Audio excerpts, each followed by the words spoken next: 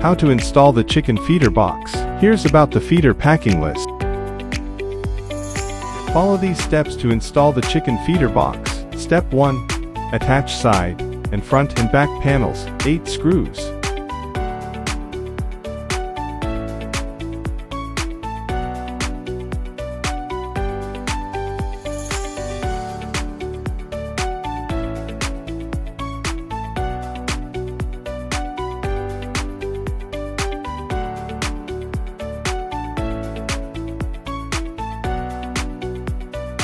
Step 2. Install base plate, 6 screws.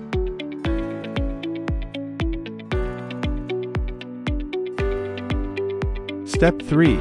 Attach legs, 16 screws for per leg. Step 4. Place the feeder on its side. First, install the feeder trays on one side, 2 screws.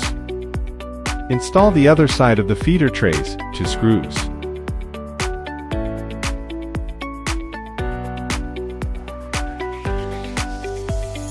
Step 5. Remove the plastic nut, 8 sets. Step 6. Install the feeding port, 8 sets. Step 7. Install the feeding port, 8 sets.